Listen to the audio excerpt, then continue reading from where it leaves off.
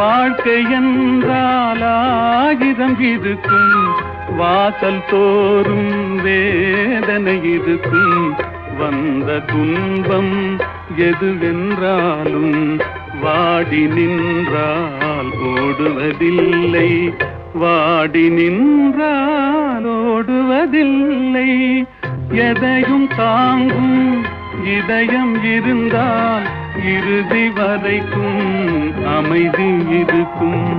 மயக்கமா கலக்கமா, மனதிலே குழப்பமா, வாழ்க்கையில் நடுக்கமா.